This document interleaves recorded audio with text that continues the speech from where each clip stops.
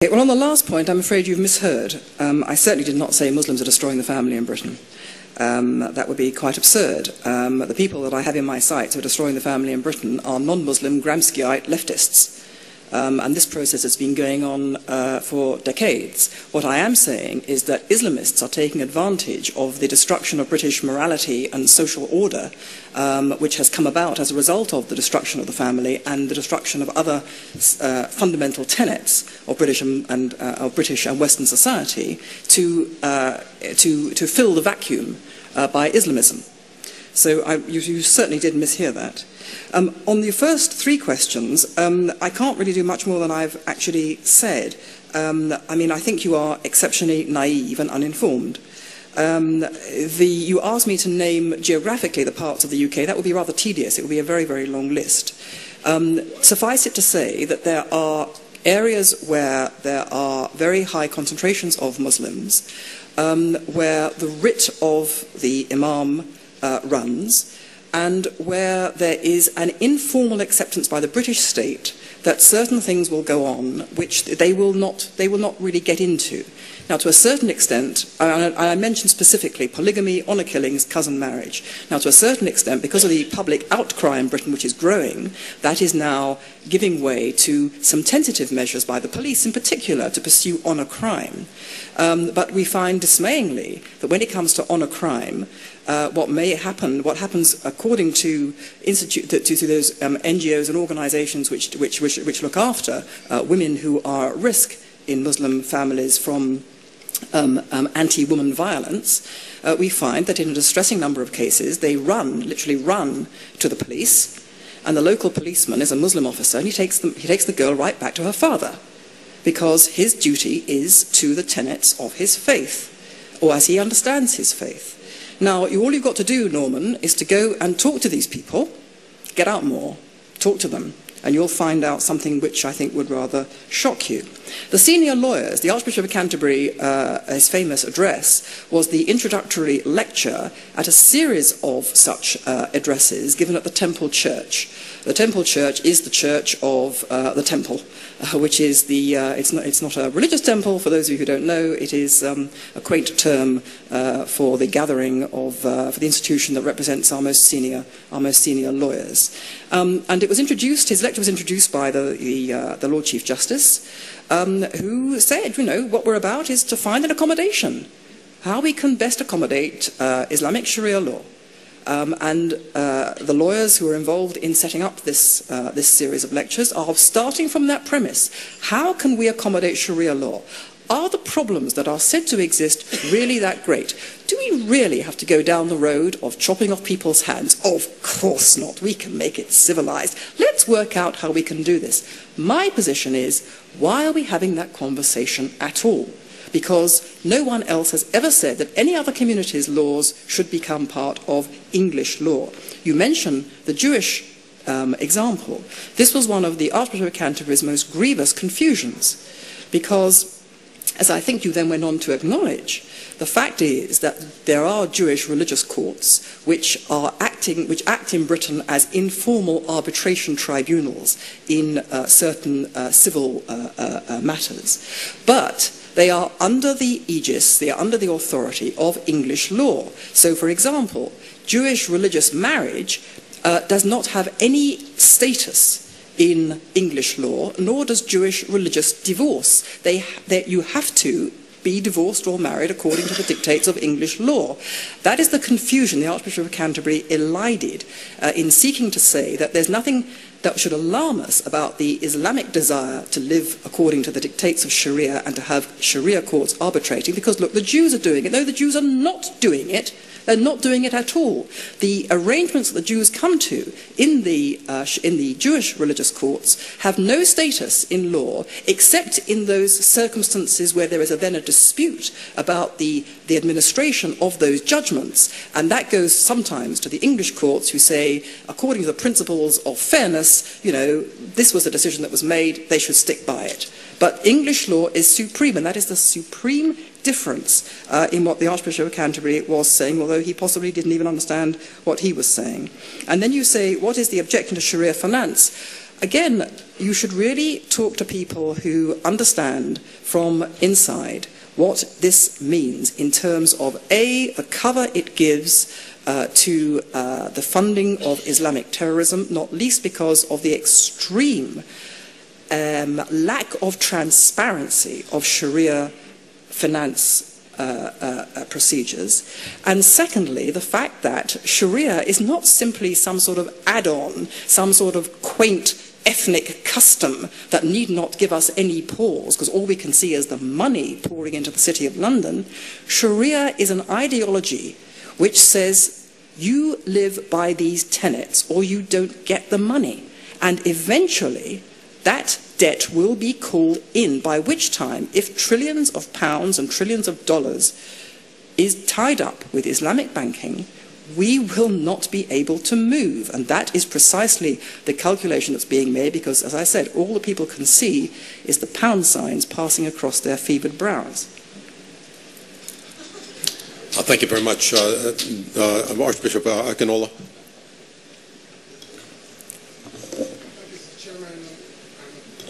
Those who have been speaking to us. The first thing I want to say is that perhaps if some of you are aware or have any idea whatsoever, but people in other parts of the world experience and go through daily in the hands of Sharia and Islamists, perhaps you'll be thinking differently. Secondly, I want to say that when you take the doctrine of Hijrah and the doctrine of jihad, then you want to begin to ask yourself, are these Muslims in these lands, in UK and Western countries, are they really on their own, or are they on a mission from the countries from which they come? Are they wholly on their own here, or are they playing out a script written for them by the countries from which they came to settle in your countries? Thank you. I'm not sure that an answer is required. Douglas? Thank you. Douglas Murray from the Centre for Social Cohesion in London. Incidentally, if I can point out some of the things that Melanie just said, my think tank recently released this report on a crime and killing in the UK, which is the most substantial report yet done on these cases, and lists a lot of anecdotal and first-hand evidence of that. Are those copies available, Douglas? Excuse me for interrupting. 2 copies are available, so don't all dash. But it's available on our website for free. Thank you. I wanted to make a couple of comments, if I may, in relation to what's just been said, because I think I fall between several stools on this one. But it seems to me that one of the things we come back to here is simply really the need for the church to be itself. And some people seem to me to be eliding that, particularly some of our Catholic friends, are eliding the need for the churches to be themselves with the needs of the churches to be in a stronger legislative position, or in a stronger position, as in a position which, for instance, Islam might covet, that in the face of Islam's desire to covet that terrain, that the churches should instead covet it.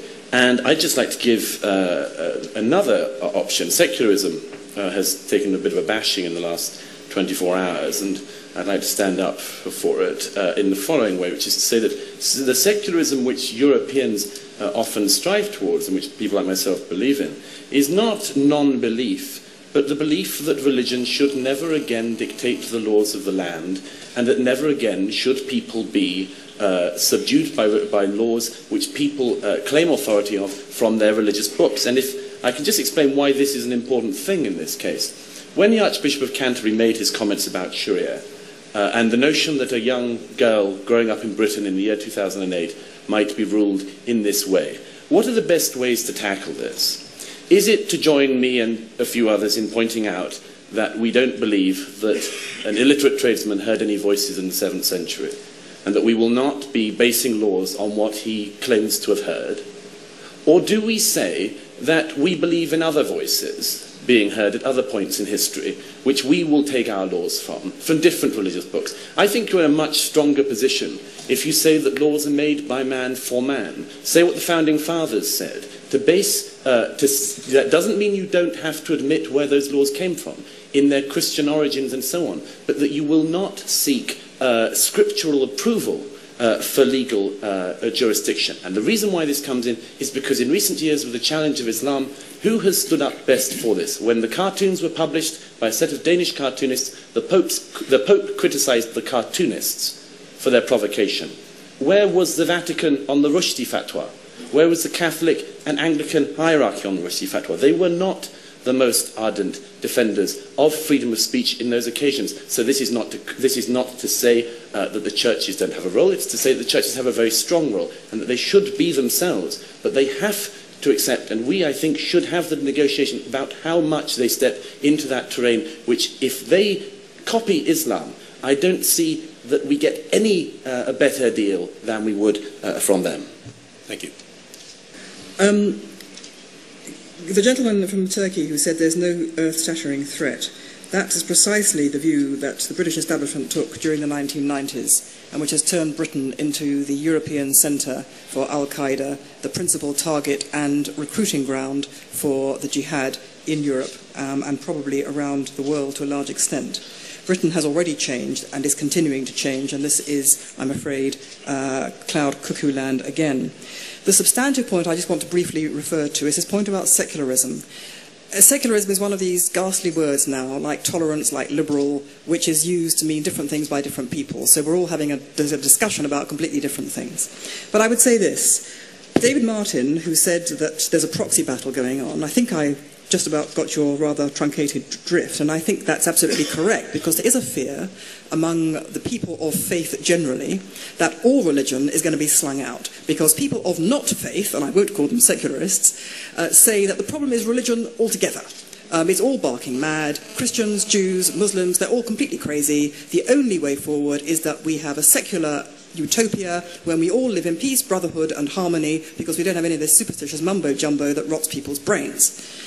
Now, I think that is a profoundly wrong analysis of what's happened. I stick to my belief that, and I take in now Douglas Murray's points, which I have also a lot of sympathy with. Of course, we must all believe, we must all agree that religion should not dictate the law. That is a theocracy. That's what I consider to be a theocracy, when the political arrangements of a society are the religious arrangements of a society's culture. But a theocracy, opposing theocracy, you don't have to say the alternative is a theocracy or a society which is denuded of the religious reference points for its culture. What do we most believe in the West? For example, we believe in equality, equality of all human beings. What does that rest on? It rests on the belief in Judaism and Christianity that everyone on earth was created equal in the image of God.